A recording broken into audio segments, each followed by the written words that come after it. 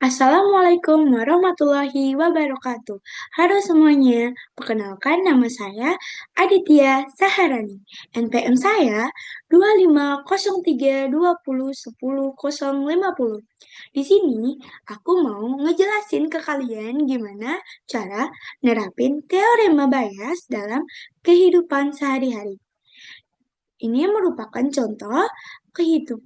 Ini merupakan contoh pengalaman pribadi saya, yaitu kehilangan kunci motor sebelum berangkat ke kampus. Hal ini dilatar belakangi dengan saya kehilangan kunci motor sebelum berangkat ke kampus. Sebelum berangkat ke kampus, saya melakukan beberapa aktivitas atau rutinitas pagi seperti sarapan pagi di meja makan, kemudian cuci tangan di wastafel, dan yang terakhir memakai sepatu di rak sepatu.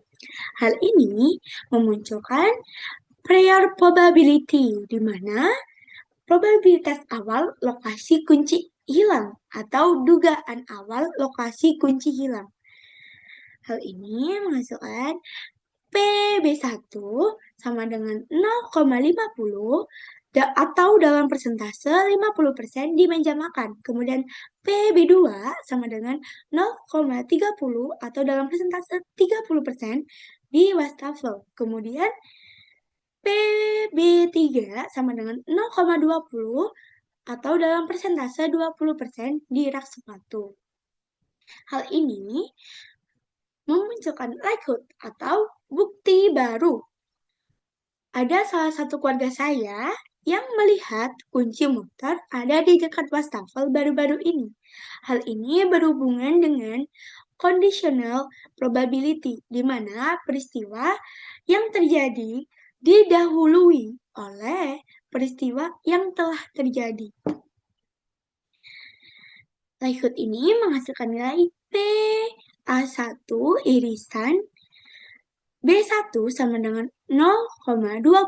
Mungkin berlokasi di B1, yaitu di meja makan. Kemudian PA2 irisan B2 sama dengan 0,70 sangat mungkin berlokasi di B2, yaitu di wastafel. Kemudian PA3 irisan B3 sama dengan 0,10 tidak terlalu mungkin berlokasi di B3, yaitu di rak sepatu. Dari likelihood tersebut menghasilkan posterior probability atau hasil pembaruan. Sebelum kepada hasil pembaruan dibutuhkan perhitungan hukum total probabilitas bukti atau dugaan yang diperbarui, yaitu dengan rumus di mana total probabilitas bukti sama dengan likelihood atau bukti baru dikalikan dengan dugaan awal lokasi kunci hilang. Yaitu dengan contoh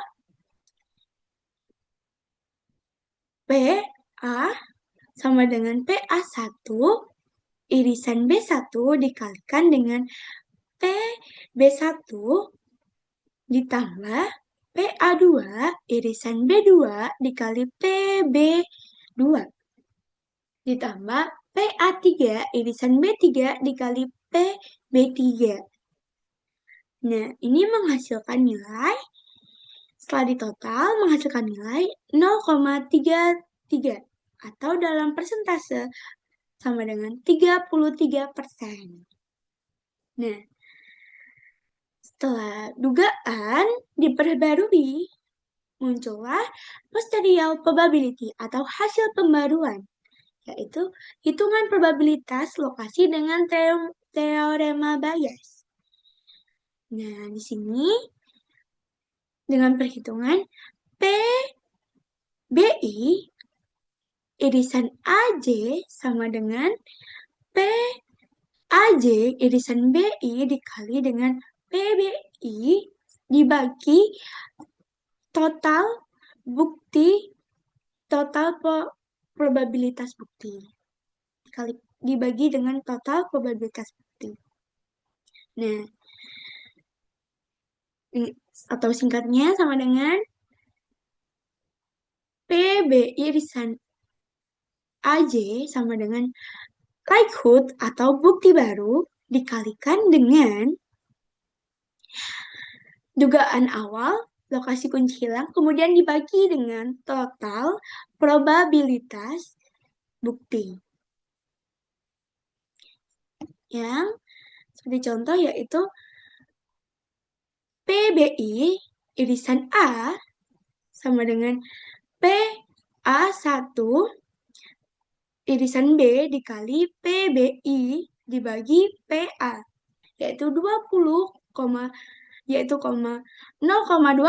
dikali 0,50 dibagi 0,33 yang menghasilkan 0,303 atau dalam persentase yaitu 30,3%.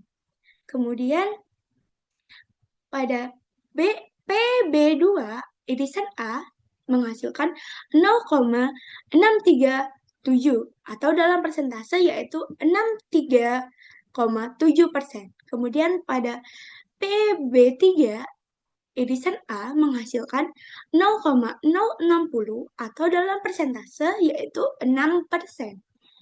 Kesimpulan yang bisa saya sampaikan yaitu prior terbesar adalah B1, yaitu 50% di meja makan. Namun, karena likelihood di B2 sangat tinggi, 70%, maka posterior atau hasil yang diperbarui menjadi sangat tinggi untuk B2, yaitu 63,7%.